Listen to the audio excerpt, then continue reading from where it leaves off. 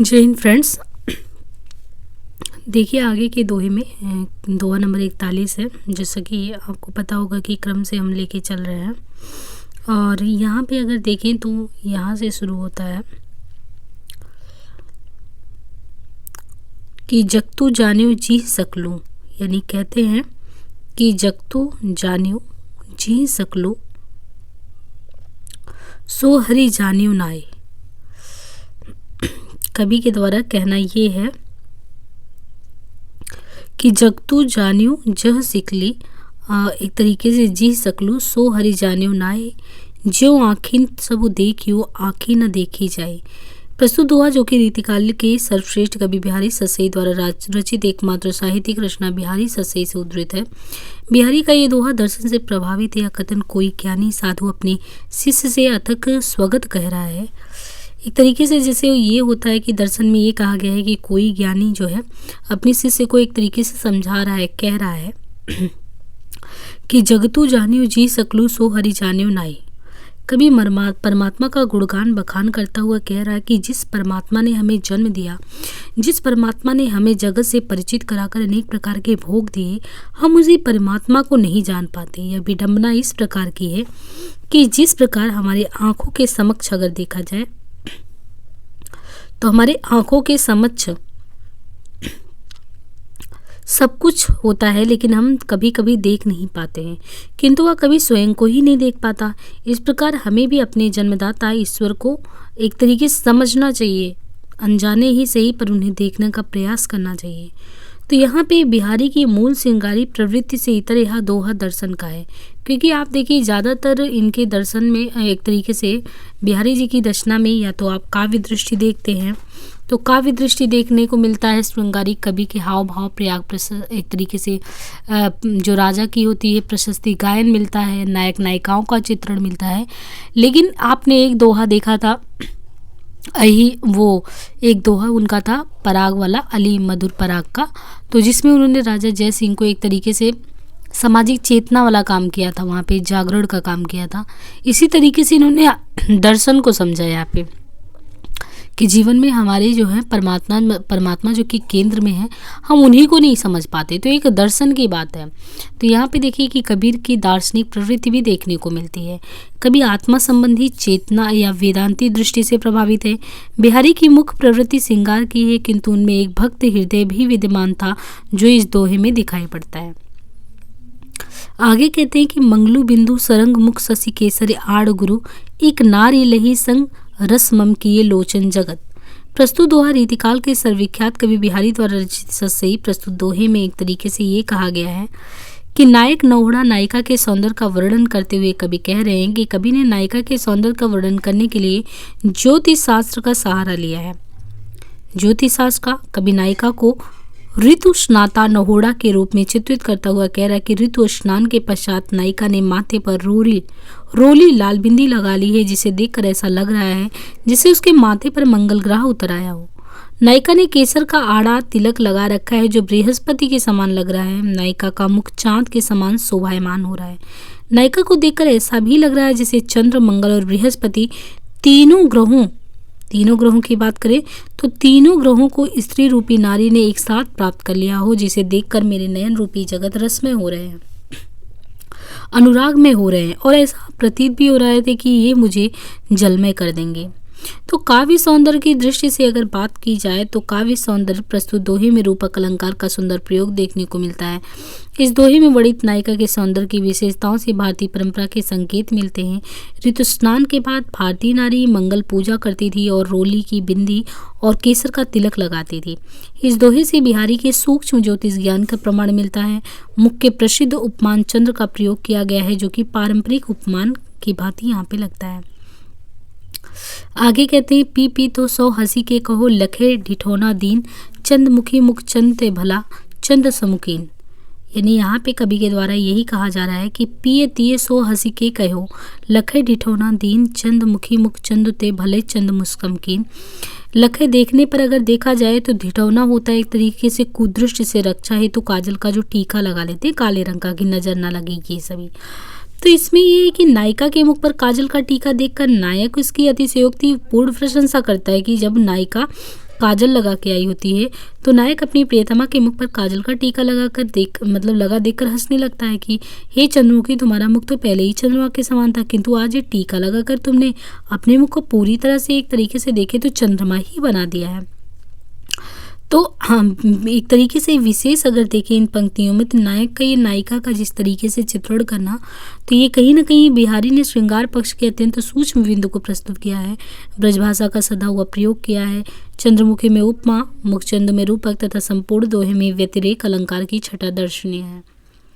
आगे है कि कौहर से एडिन को लाली देख सुभाई, पाई महावरु देई के आप उभाई भी पाए। देखिए कौहर एक तरीके से क्या होता है, कौहर सी इंद्रायण यानी कौहर इंद्रायण नामक फल होता है, सुभाई स्वाभाविक है। तो यहाँ पे ये कहते हैं कौ सी एड़नू की लाली दे के सुभाई, यानी प्रस्तुत दोहा जो कि सर्वश्रेष्ठ कवि बिहारी लाल जी की रचना बिहारी सतसई से उद्धृत है।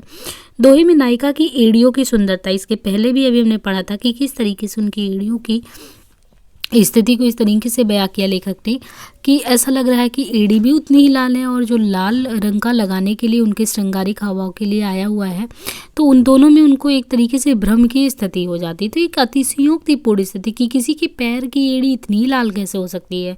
लेकिन यहाँ पे देखिए कि इस दोहे में नायिका की एड़ियों की सुंदरता का अतिशयोक्तिपूर्ण वर्णन किया गया है कि बिहारी के अनुसार नायिका की एड़ियाँ स्वाभाविक रूप से ही इंद्रायण फल की भांति रक्तिम है, इतना लाल है, जिसे देखकर नाइन अर्थात वही पैर में महावर लगाने वाले की बुद्धि शून्य हो जाती है और वो सोचती है कि ऐसी अरुणा लिए हुई एड़ियों में तो महावर लगाने की कोई आवश्यकता ही नहीं है। तो एड़ी की जिस तरीके से इन्होंने सुंदरता का वर्णन किया है, नक्शिक वर्णन करने की छवि की क्षमता का प्रदर्शन हुआ है कवि के। उपमावाती सुयोक्ति अलंकार का सुंदर प्रयोग है। बेपाई होना मुहावरे की कुशल काव्यात्मक प्रस्तुति है। खेलन सीखे अली भले चतुर अहेरी मार, कानन चारी नैन मृग नागर नन्नू शिकार।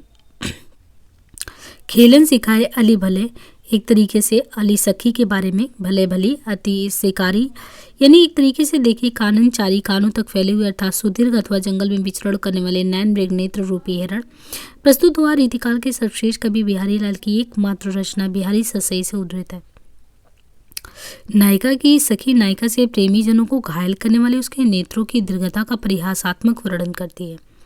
प्रस्तुत दोहे में नायिका की सखी उससे कहती है कि एक तरीके से कि कामदेव रूपी चतुर शिकारी ने तो तेरे नैन रूपी मृगों की भली भांति चतुर नगरवासियों का शिकार करना सिखा दिया। अतः सुदीर्घ नेत्रों वाली नायिका जिस पर चतुर से चतुर व्यक्ति को भी देखती है उसे वह पूरी तरह से कामाहत कर लेती है। तो विशेष तौर पे ये पंक्तियां देखें तो बिहारी ने बड़ी चतुराई से नगरवासी द्वारा मृग के शिकार के बजाय नैन रूपी मृग से नगरवासी का शिकार होना यहाँ पे दिखाया है। श्रृंगार रस में अद्भुत रस का अद्भुत सामंजस्य प्रतीत होता है। रूपक श्लेष अद्भुत व विरोधाभास अलंकार भी व्याप्त दिखाई देता है। आगे है कि रस श्रृंगार मंजनु किए कंजनु मंजन दयन, अंजनु रंजन हो बिना खंजुन गंजुन नैन।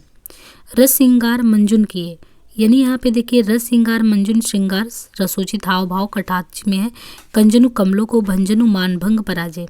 प्रस्तुत दोहा रीतिकाल के सर्वश्रेष्ठ कवि बिहारी लाल की एकमात्र रचना सतसई से उद्धृत है। प्रस्तुत दोहे में नायक नायिका के नेत्रों की प्रशंसा करते हुए कह रहा है, नायक एक तरीके से कह रहा है कि अपनी प्रियतमा से कहता है कि श्रृंगार रसोचित हाव भाव कटाक्ष आदि में दक्ष तुम्हारी ये नैन जल में निमग्न रहने वाले स्वच्छ कमलों का भी मान भंग करते हैं।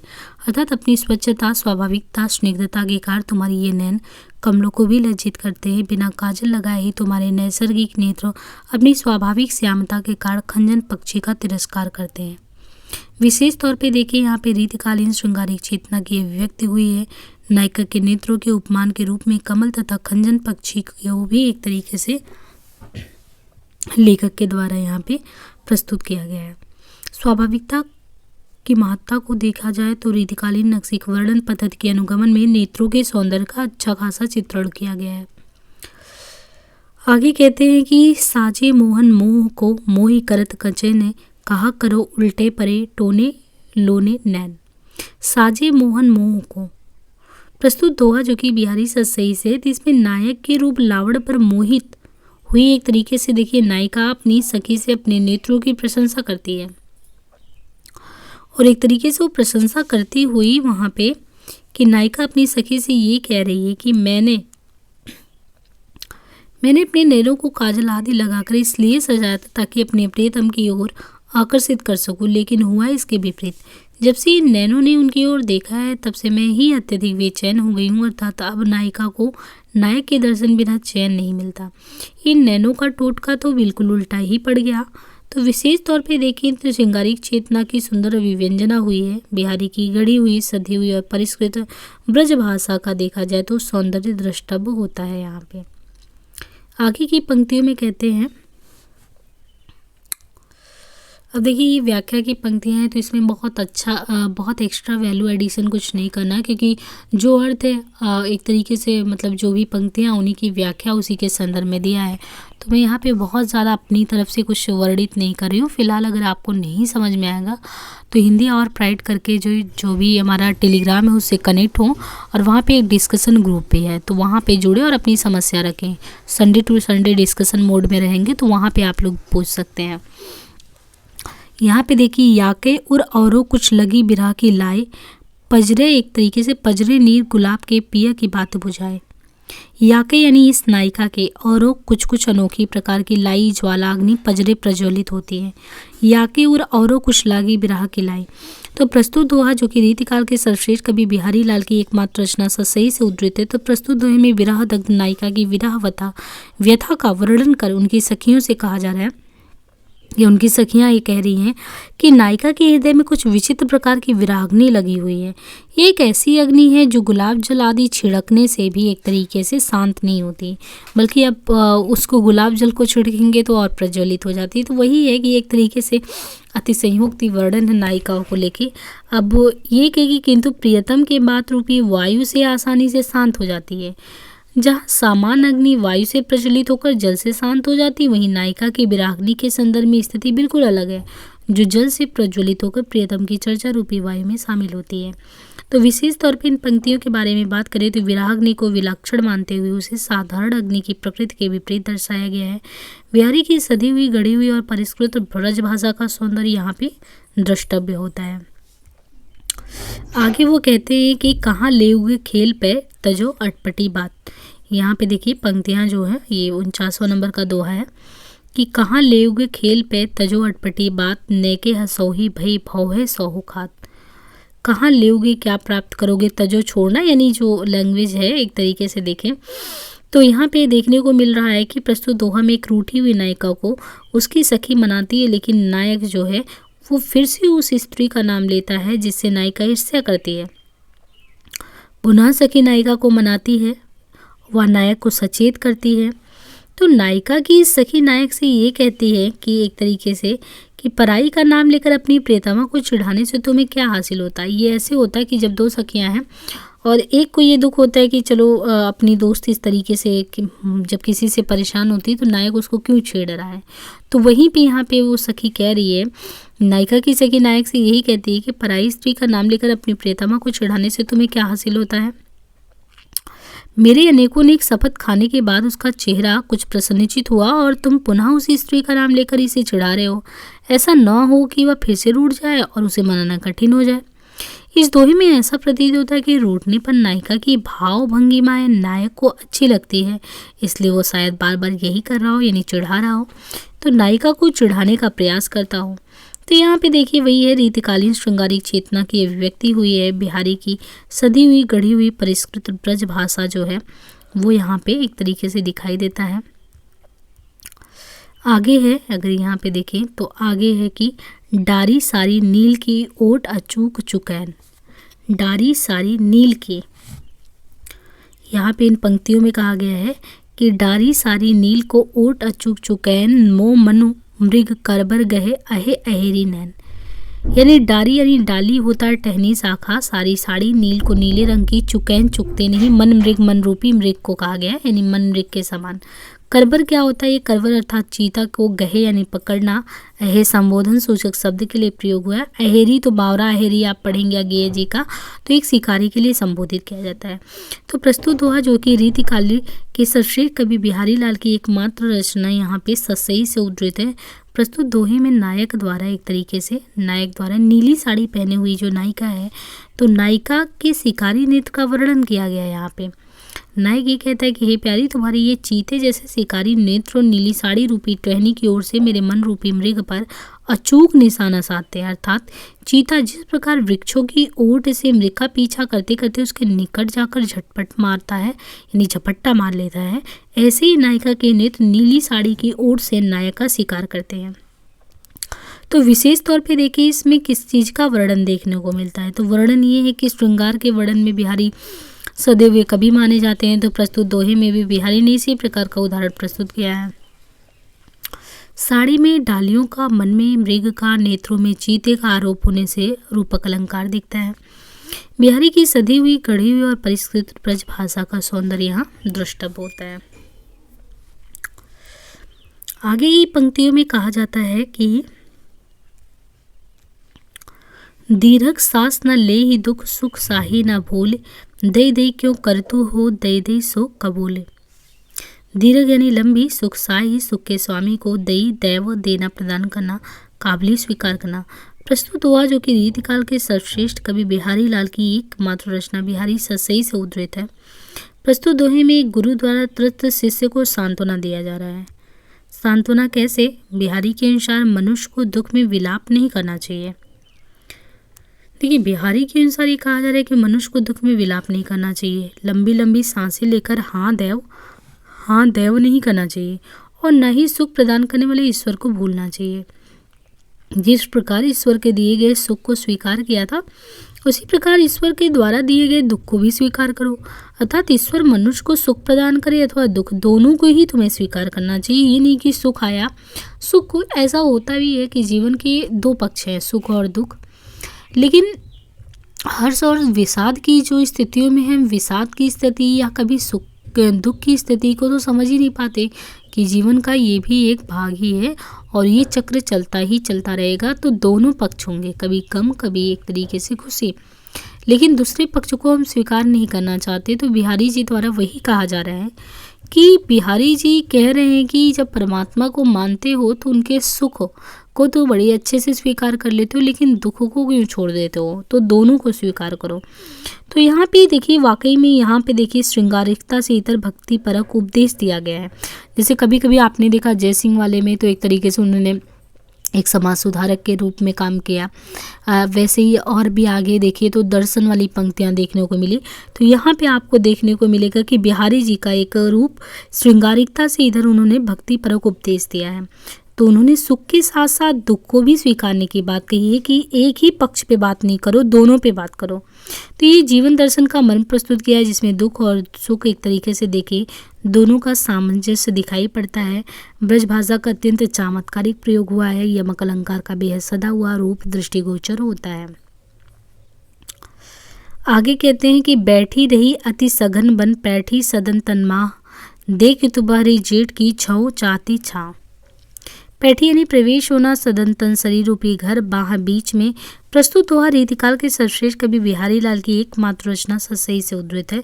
कवि बिहारी ने इस दोहे के माध्यम से ज्येष्ठ महीने के दोपहर की प्रचंडता का वर्णन किया है।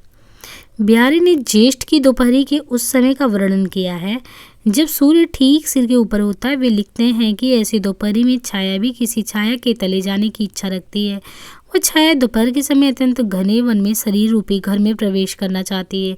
अतः ज्येष्ठ की दोपहरी में किसी वृक्ष अथवा घर की छाया दिखाई नहीं पड़ती, वे वृक्ष अथवा घर के आकार में ही सिमट जाती है। तो यहाँ पे ज्येष्ठ की दोपहरी का अत्यंत सूक्ष्म अनुभूति परक एक तरीके से चित्रण किया गया है। मध्यांत बेला स्वाभाविक प्रकृति चित्रण, सदंतन में रूपक अलंकार आदि विद्यमान है। आगे देखिए कहते हैं कि हाहा बदनु उघारी दृग सफल करे सब कोई, रोज सरोजन के परे हंसी ससिका होई। हाहा यानी ब्रज भाषा का सविनय संबोधन है। बदनु मुख, रोज विपत्ति में रोना पीटना, सरोजनु नयन रूपी यानी कमल, ससीमुख रूपी चंद्रमा। यानी प्रस्तुत दोहे में जो बिहारी ससई से ये दोहा यहाँ उद्धृत है। प्रस्तुत दोहे में एक रूठी हुई अथवा मानवती नायिका की सखी जो है उससे ये अनुरोध करती है कि वह घूंघट उठाकर नायक को अपना मुख चंद्र दिखाए। बिहारी ने अत्यंत अतिशयोक्तिपूर्ण तरीके से नायिका के मुख का वर्णन किया। नायिका की सखी उसे विनम्र अनुरोध करती है कि वह अपने मुख से घूंघट उठाए, तो तुम्हारे दर्शन से हम सभी के नयन सफल हो जाएंगे। साथ ही इस चंद्रमा रूपी मुख को देखकर नायक के कमल रूपी नयन भी संकटग्रस्त होकर रोने लग जाएंगे। आगे वे कहती है कि तुम्हारे मुख के दर्शन से तुम्हारी सौतों को हंसी होगी, इतनी हंसी आएगी, अर्थात उनकी सुंदरता तुम्हारे सामने ठहर नहीं पाएगी। तो यहाँ पे नायिका की सुंदरता का अद्वितीय वर्णन देखने को मिलता है कि नायिका इतनी सुंदर है कि उनकी सखियाँ समझा रही कि तुम तो बिल्कुल चिंता ही मत करो, क्योंकि तुम इतनी सुंदर हो कि आगे तुम्हारी सौत वगैरह तुम्हारे समक्ष टिक नहीं पाएंगे। होमति सुखु करी कामना तुम्ही मिलन की लाल, ज्वालामुखी सी जरत लखी लगनी अग्नि की ज्वाल। होमत यानी हवन करती, आहुति देती, लगन यानी चित्त की लगन, अनुराग की ज्वाल लपट। प्रस्तुत दोहे में जो कि एक तरीके से नायिका की सखी जो है वो नायक से मिलन की कामना में दग्ध होने वाली नायिका का वर्णन करती है कि एक तरीके से वो कितना ज़्यादा एक तरीके से आतुर है, मिलने के लिए अंदर ही अंदर जल रही है। तो यहाँ पे ये है कि वर्णन करती है कि सखी नायक से कहती है कि तुम्हारी प्रेमिका अपने समस्त सुखों को अग्नि में आहुति रूप में अर्पण करती रहती है, यानी अपने को अर्पण करती रहती है। क्योंकि क्यों अर्पण करती है भाई, उसका क्या कारण है? तो उसका साफ साफ कारण ये है कि तुम्हारी प्रेम रूपी ज्वाला को अपने भीतर सदैव प्रदीप्यमान करके वह ज्वालामुखी की समान ही जलती रहती है। अर्थात नायक से मिलने हेतु नायिका अपने समस्त दुखों का त्याग कर रही है। ज्वालामुखी जिस प्रकार अपने भीतर हमेशा अग्नि को छुपाए रखता है, उसी प्रकार नायिका भी सात पत्नियों के कारण हृदय में ईर्ष्या रूपी अग्नि छिपाए हुए है। तो प्रस्तुत दोहे में वर्णित नायिका पूर्वानुराग्नि वियोगिनी कोटि की प्रतीत होती है। एक तरीके से कि मतलब एक तरीके से उसके अंदर क्या है कि द्वेष की भावना मतलब आती रहती है। तो वो चीज़ यहाँ पे दिया है कि पूर्वानुराग्नि वियोगिनी की कोटि की प्रतीत होती है। वो ज्वालामुखी को उपमा देकर कवि ने अपने भौगोलिक ज्ञान का भी एक तरीके से परिचय दिया है। वियोग श्रृंगार का बेहद मार्मिक दृश्य प्रस्तुत होता है। आगे है सायक सम नायक नयन रंगित विविध रंगात, झको बिले से दूर जात जल लखी जल जात लजात। यानी प्रस्तुत इसमें देखेंगे तो सायं यानी सांध काल, मायक मायावी, त्रिविध रंग, श्वेत श्याम वारुण, 3 प्रकार के रंग होते हैं। जो झको मछली बिलख दुख होकर दूरी जात। यहाँ पे देखिए अलग अलग शब्दों के अलग अलग प्रयोग हैं। देखिए जलजात यानी कमल के लजात संकुचित, संयम शांत काल, मायक यानी मायावी के लिए है, त्रिविध रंग श्वेत के लिए, श्याम वारुण 3 प्रकार के रंग। यहाँ संदर्भ ये प्रस्तुत दोहा रीतिकाल के जो कवि हैं उनके द्वारा ये शांत काल में जो नायक से नायिका के नेत्र जो मिलते हैं उस नेत्र के अतिशयोक्ति वर्णन यहाँ पे कवि बिहारी जी द्वारा किया गया है। व्याख्या में अगर देखें तो यहाँ पे संध्याकालीन वर्णन किस तरीके से है कि नायक के समक्ष संध्याकालीन सरोवर के तट पर बैठी नायिका के नेत्र की प्रशंसा करते हुए सखी कहती है कि संध्या के समय उसके मायावी नैन 3 रंग अर्थात श्वेत, श्याम व अरुणम रंग जाते हैं। नैनों की चपलता देखकर मछलियां भी जल में छिप जाती हैं तथा नैनों की स्वच्छता देखकर सरोवर के कमल भी लजा जाते हैं। तो मतलब इतना ज़्यादा एक तरीके से अतिशयोक्तिपूर्ण वर्णन की नायिका इतनी सुंदर है। सांध्यकालीन आकाश के 3 रंगों के साथ नेत्रों की 3 रंगों की तुलना करके बिहारी ने प्रकृति को अत्यंत नज़दीक से देखने परखने की अपनी प्रतिभा को भी रेखांकित किया कि कैसे वो समझ गए कि उनके मायावी रंग जो है श्वेत, श्याम और अरुणम में होते हैं। तो इस तरीके से यानी इतनी सूक्ष्मता से यानी देखते हैं तभी तो इतनी सूक्ष्मता से देखने की वजह से ही तो यहाँ पे लिखे होंगे ये चीज़ है। प्रतीकात्मक रूप में उस सरोवर का संकेत स्थान भी माना जा सकता है जहाँ नायक नायिका प्रतिदिन मिलते हों। नायिका के नेत्रों की मादकता से रीझ कर इसके नायक के स्वगत कथन होने की भी संभाव्यता है। नेत्रों के लोक प्रसिद्ध उपमान मछली और कमल को भी प्रस्तुत नायिका के नेत्र के समक्ष अपनी पराजय स्वीकारते हुए दिखाया गया है। सांध्यकालीन प्रकृति वर्णन भी प्रशंसनीय है।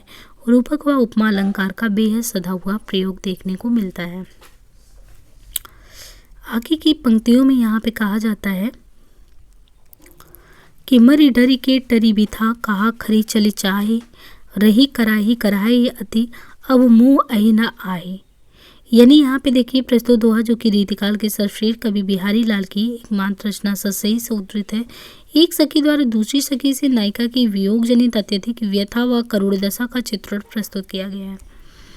प्रस्तुत दोहे में एक सखी दूसरे से ये कह रही है कि हे सखी, तुम यहाँ खड़ी होकर क्या कर रही हो?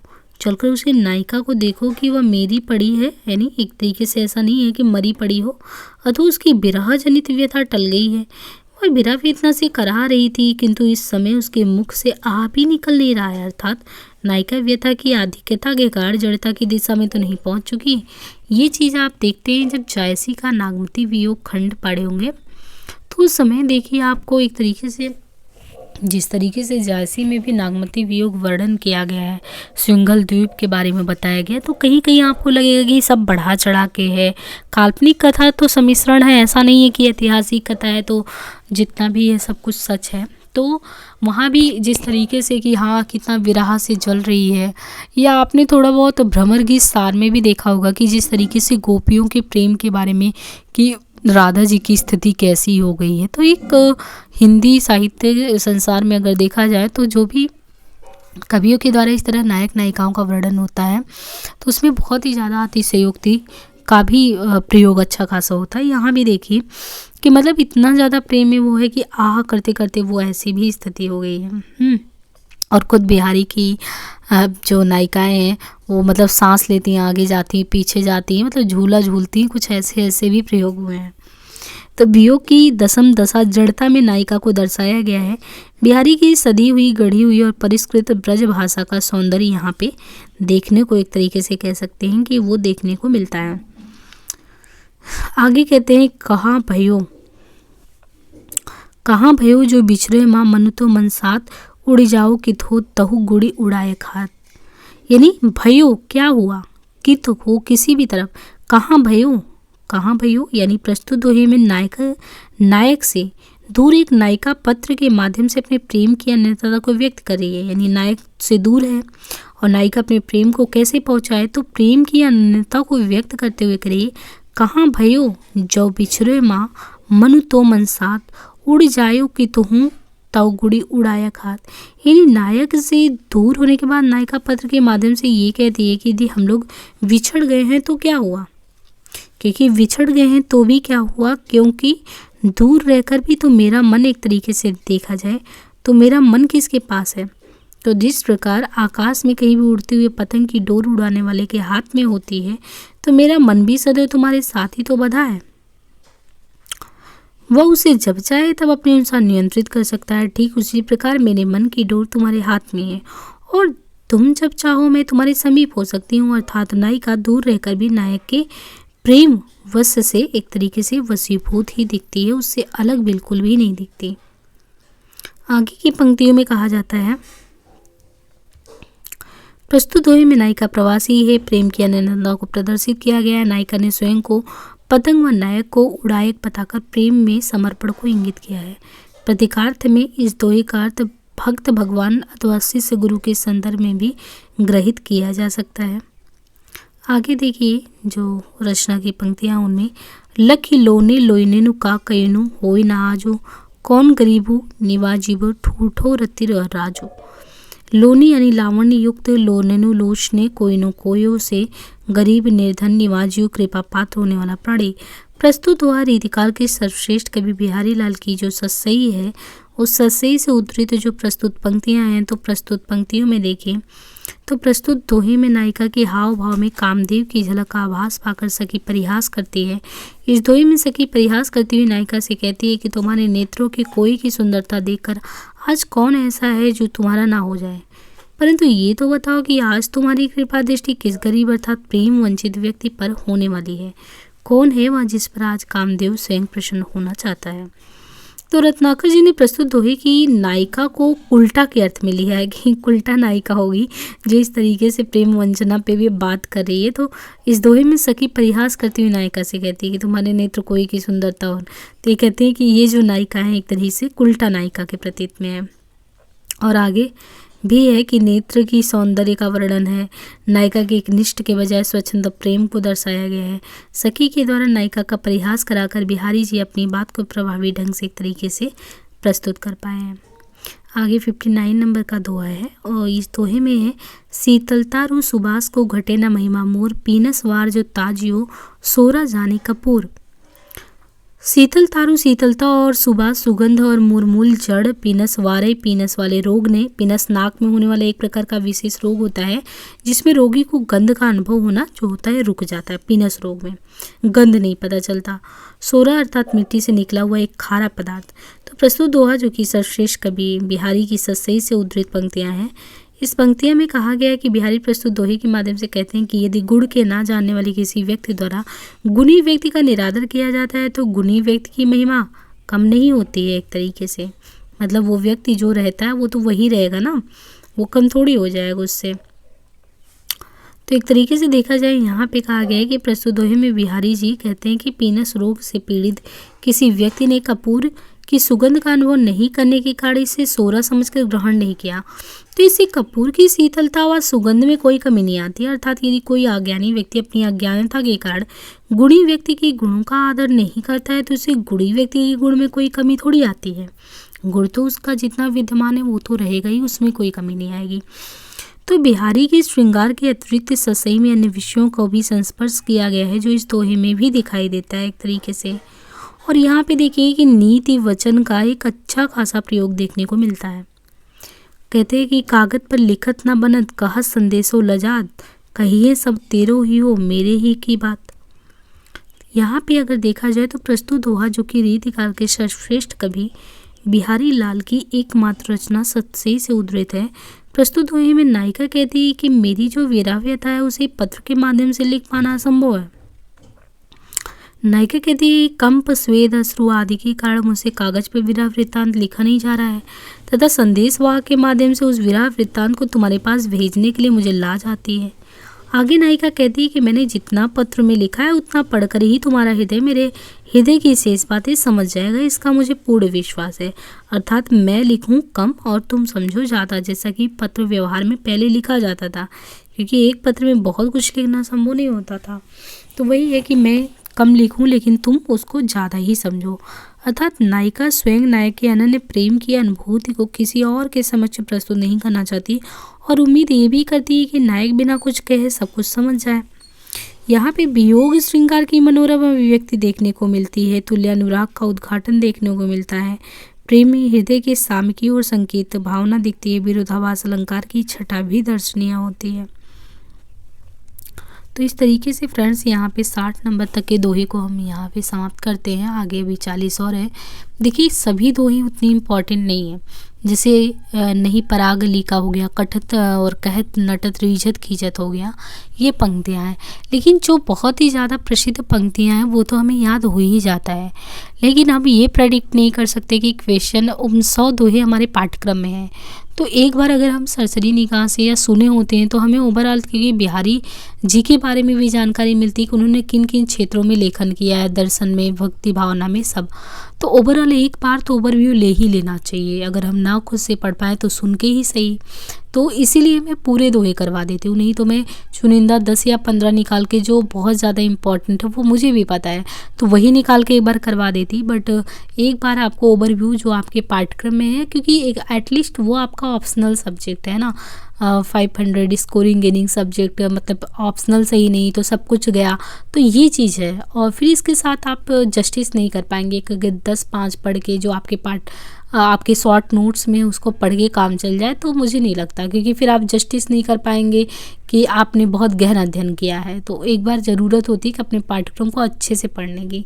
तो उसी दिशा में मेरा ये कार्य है कि मैं आपको सारे दोहे करवा रही हूँ, बाकी पढ़ना ना पढ़ना आपका है चॉइस। और एक रिक्वेस्ट, हम्बल रिक्वेस्ट है कि प्लीज़, मतलब पढ़ा भी रहे हैं लेकिन आप लोगों से कहना भी पड़ रहा है कि प्लीज़ सपोर्ट अस। सपोर्ट में आपको यही करना है कि ज़्यादा से ज़्यादा लोगों तक को पहुंचाने के लिए इसको लाइक करना पड़ेगा आपको। सुनते हैं लाइक करिए, एंड प्लीज़ अभी डाउनलोड करके, मतलब रिक्वेस्ट करेंगे कि अभी ना देखिए, थोड़ा सा इसको ना प्रोसीड कराइए, अच्छी चीज़ें ज़्यादा लोगों के पास पहुँचे। तो ये होगा कि कंटिन्यूअस आता रहेगा, है ना। जब प्रोत्साहन जब तक बना रहेगा तो स्वाभाविक सी बातें काम करने की इच्छा होगी, तो आप उसको देखिएगा। तो आज के लिए इतना ही। बाकी आप लोग टेलीग्राम से ज़रूर जुड़ें, टेलीग्राम ग्रुप से जुड़ें, अपनी बात वहाँ पे रखें। आज के लिए इतना ही, धन्यवाद।